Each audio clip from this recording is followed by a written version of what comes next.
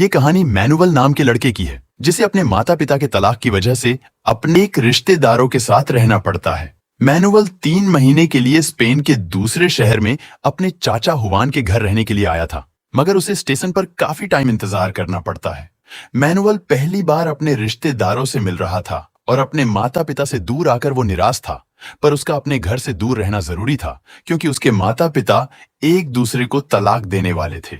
Manual जब Wuhan के घर पहुंचा तो उसे पता चला कि उसके 3 चाचा है, जो कि ये तीनों बड़े ही पेलहरबाज आदमी हैं। ये लोग एक ही बिल्डिंग में रहते हैं, मगर उसे 3 महीनों के लिए अलग अलग घरों में रहना होगा। पहले मैनुअल हुवान के घर में रहने वाला है। अगले ही दिन अपने दुकान में ले गया, जहां सिर्फ लवंडियां ही काम करती है, और वो अपने चाचा को औरतों के साथ फ्लर्ट करते हुए देखता है। मैनुअल उससे काम सीख रहा था, पर तभी वहां उसकी बेटी फुना सांता आ जाती है, जिसे देखते ही मैनुअल उसे पसंद करने लगता है। मैनुअल हुवान और फुना सांता के साथ वक्त बिताकर बहुत खुश था, और एक दिन हुवान उन दोनों को शहर से दूर घुमाने लेके जाता है, जहां शांति के माहौल में हुवान उन दोनों को पेंटिंग सिखाने लगा। हुवान ने मैनुअल को कुदरत की खूबसूरती के बारे में बताता है और उस खूबसूरती को तस्वीर में उतारने की कोशिश करने लगे। कुछ देर बाद वहां एक आदमी आया, जिसे देखकर मैनुअल और फुना सांता डरने लगते हैं। वो अजीब सा आदमी अपने आप को भगवान कहता है, और हुवान के कहने पर मैनुअल ने उसे खाने के लिए उसे एक सेब देता है। फिर भी उसकी अजीब सी बातें खत्म नहीं हुई, और वो फिर से कहने लगा कि मैं गायब होकर दिखा सकता हूं। ऐसे ही अजीबो गरीब हरकतें करके चला गया। और फिर हमें अगले सीन में दिखाया जाता है, फुना सांता अपनी माँ से डांस सीख रही थी, और वही मैनुअल को हुवान कला के बारे में समझा रहा था। हुवान की वजह से मैनुअल कलाकारी के बारे में और कला की खूबसूरती के बारे में समझना शुरू कर दिया था, पर इस बीच उसका ध्यान फुना सांता के पूसी पर ज्यादा ध्यान था। मैनुअल धीरे धीरे फन सांता को और ज्यादा पसंद करने लगता है, और ये बात फना सांता भी समझने लगी थी, क्योंकि वो भी मैनुअल को भी पसंद करने लगी थी। इसीलिए वो दोनों हर समय एक दूसरे के साथ रहते थे। इसी बीच फुना सांता को लगता है कि मैनुअल खुश नहीं है, उसे बेहतर महसूस कराने के लिए अपना लालीपाप चाटने के लिए दे देती है और कहती है, मैं तुमसे कभी भी अलग नहीं रह सकती हूँ।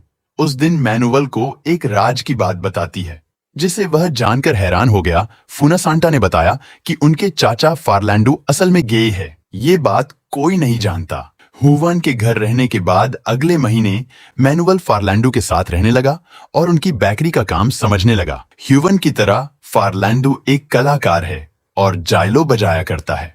जाइलोफोन बजाते देख मैनुअल को म्यूजिक का जादू सवार हो जाता है। फार्लैंडो ने बताया कि जीनियस बनने के लिए कुछ सालों तक मेहनत करनी पड़ती है। अगर एक दिन भी मेहनत में कोई कमी रह जाएगी तो म्यूजिक हमारा साथ छोड़ देती है। फार्लैंडो का अफेयर उसके असिस्टेंट पेलू के साथ चल रहा था, और ये बात मैनुअल जानता था। फार्लैंडो की पत्नी बीएड्रेस इस बात से नाराज थी। उसका पति काम पे ध्यान नहीं देता है, पर फार्लैंडो का कहना था कि ये काम उसे खुशी नहीं देता, सिर्फ पेलो से खुशी मिलती है। एक दिन उसका असिस्टेंट पेलू ने बताया कि मेरी शादी होने वाली है, इसलिए फार्लैंडो को छोड़ना होगा। उन दोनों के बीच हो रही सारी बातें मैनुअल और फुनसांता सुन रहे थे। पेलू के जाने से लैंडो का दिल टूट जाता है और अपनी जान देने की कोशिश की, पर वो ऐसा कर नहीं पाया। उस शाम जब मैनुअल बीएड्रेस के कमरे में आया तो उससे पूछने लगी कि बीएड्रेस उसे खूबसूरत लगती है या नहीं। मैनुअल से अजीबो गरीब बातें पूछने लगती है। तब मैनुअल ने फार्लैंडो और पेलू के बारे में उसे बता देता है। इस अफेयर के बारे में जानकर बीएड्रेस मैनुअल से इस अफेयर को राज रखने का वादा करने के लिए कहती है, और फार्लैंडो से नाराज होने की बजाय बीएड्रेस उसे संभालने लगी, जिसके बाद उसे बेहतर महसूस कराने की कोशिश भी करती है। मैनुअल एक नई दुनिया देख रहा था, और इस दुनिया में उसे फुनसांता के साथ खुशी मिल रही थी। उस दिन अचानक उन्हें 2 अनजान लोगों को छत पर आते देखा। तब फुनसांता ने बताया कि वो अमेलियो की बेटी लोली और उसका बॉयफ्रेंड है, जो गाजा लेकर वहां से भागा है। फुनसांता को तब कुछ नजर आया और वो कहने लगी कि मेरे घर में कुछ गलत हो रहा है। घर की ओर जाने पर उन्हें पता चला कि फार्लैंडो की मौत हो गई है। हर कोई परेशान था, मगर उन सबसे ज्यादा परेशान बीएड्रेस थी। उसने बताया कि अचानक से जमीन पर गिर पड़े और उसकी मौत ही गई। हुवान और उसके बड़े भाई अमेलियो ने फार्लैंडो को जमीन पर बेहोश देखा। उन्हें समझ आया गया कि दिल का दौरा पड़ा है। सही समय पर अमेलियो उसे बचाने में कामयाब हो जाता है।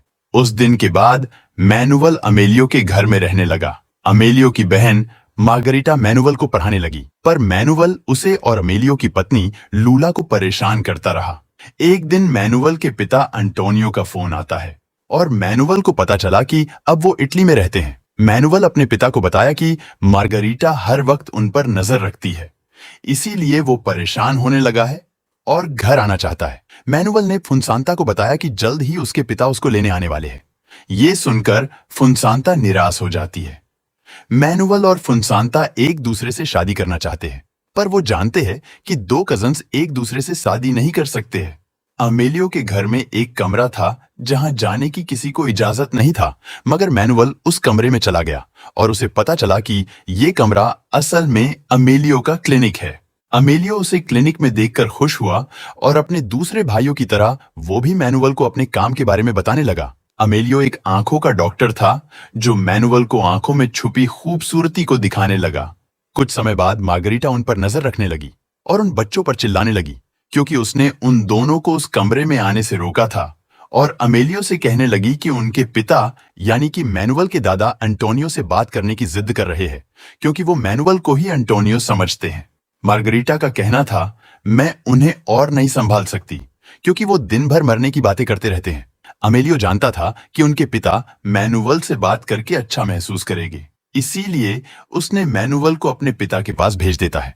मैनुअल के दादा कहने लगे कि दुनिया खत्म होने वाली है और इसीलिए दुनिया खत्म होने से पहले दुनिया देख लेनी चाहिए। फुनसांता के अलावा किसी को भी मैनुअल के दादा की बातें समझ नहीं आती थी और फिर ये कहने लगे, घर में कई सारे राज्य है और वो सारे राज परिवार को शर्मिंदा करती है, और वो अपन खुद का राज बताने वाले थे, पर इन्होंने बताते हुए अपनी बात बताना भूल जाते हैं। जब उन्हें अपनी बात याद आती है तो उन्होंने बताया कि मैं वर्ल्ड वॉर का हिस्सा रह चुका हूं। उस दौरान एक आदमी को बहुत बुरी तरह मारा था और उसे मारकर इसी घर के भीतर गाड़ दिया था। वो ये राज बताने के बाद ये कहने लगे कि उन्हें एक ऐसी जगह जाना है जहां वो सुकून की सांसें ले पाए। यही कहकर वो सो गए। कुछ देर बाद मैनुअल लॉडी आज समय बिताने लगा और वो ये सोचने लगा कि लोली खूबसूरत दिखने के लिए अपने चेहरे को पेंट क्यों कर रही है। जब मैनुअल उसे उसके बॉयफ्रेंड और गाजा के बारे में पूछा तो नाराज हो गई। अपने बॉयफ्रेंड और गाजा की बात राज रखने के लिए समझाकर वहां से चली जाती, मगर वो ये नहीं जानती थी कि उसका परिवार पहले से जानता है कि उसका बॉयफ्रेंड चूतिया है। इस बीच मैनुअल मार्गरीटा को अजीब सी बातें करते हुए देखने लगता है और मार्गरीटा से पूछता है। वो सबको बताने लगी कि वो भगवान से बातें करती है। अमेलियो उसकी बातें सुनता है तो वो नाराज होने लगता है और उसके पागलपन को छुपाने की कोशिश करता है, मगर मैनुअल उसकी बातें सुनकर मजे ले रहा था। उस दिन अमेलियो ने लोली से कहा, तुमको अपने बॉयफ्रेंड से दूर रहना होगा, पर जब उसने अमेलियो से बहस करना शुरू किया तो अमेलियो अपना आपा खो बैठा। अमेलियो को इस तरह देखकर मैनुअल बुरी तरह डर गया, पर लोली ने समझाया कि उसके पिता कभी कभार चुतियों वाली हरकत कर बैठते हैं। मैनुअल इस अजीब से परिवार के पागलपन का हिस्सा बनने लगा था, मगर ये पागलपन उन लोगों के लिए आम बात थी। वो सब ऐसे बर्ताव करने लगे थे जैसे वहां कुछ हुआ ही नहीं है। और अचानक अमेलियो के पिता उन्हें अकेलेपन के बारे में कविता सुनाने लगे। वो कविता उन्होंने मैनुअल के पिता अंटोनियो के लिए लिखी थी और कविता अमेलियो को अपने सामने देखकर उन्होंने बताया कि वो यहाँ उसके आने का इंतजार कर रहे थे। अल्जाइमर रोग की वजह से वो सब कुछ भूलने लगे और वो अपने घर का रास्ता भटक गए, इसलिए उस पार्क में आकर बैठ गए। फुनसांता ने कहा, वो जानती थी कि उसके दादा पेड़ पक्षियों से प्यार करते हैं, इसीलिए वो समझ गई थी कि वो इसी जगह उन्हें मिल जाएंगे। उस वक्त मैनुअल के दादा ने कहा, वो समुंदर देखना चाहते हैं क्योंकि वो सुकून की सांस वही ले पाएंगे, और मौत की बातें फिर से करने लगे। मगर अमेलियो ने कहा, जब तक मैं जिंदा हूं मैं अपने पिता को मारने नहीं दूंगा। अमेलियो ने वादा किया उन्हें समुंदर के पास ले जाएगा, और ये सुनकर वो बहुत खुश हुए। घर जाते हुए अमेलियो के पिता एक और कहानी सुनाने लगे, और ये कहानी सुनते सुनते ये सब लोग घर पहुंच गए, और उस दोपहर उनकी समुंदर देखने की ख्वाहिश पूरी हुई और मैनुअल अपने पूरे परिवार के साथ बीच पर गया। और पहली बार परिवार वाले बहुत खुश थे और उन सबको देखकर फुनसांता के दादा को सुकून मिल गया। सालों की सुकून की सांसें लेने की ख्वाहिश पूरी हुई और आखिरी ख्वाहिश पूरी होते ही उसी बीच पर मैनुअल के दादा की मौत हो गई। उस पूरे परिवार की तरह मैनुअल भी दादा की मौत की वजह से दुखी था, पर उस वक्त अंतिम संस्कार पर मैनुअल के माता पिता भी आ गए थे और तब मैनुअल को एहसास हुआ उसके माता पिता के अनेक बाद उसका और फुनसांता का रिश्ता हमेशा के लिए खत्म होने वाला है। वो आखिरी दिन था जब उन दोनों ने एक दूसरे को देखा, क्योंकि अंतिम संस्कार के बाद मैनुअल अपने माता पिता के साथ अपने घर लौट गया और मूवी यहीं पर समाप्त हो जाती है।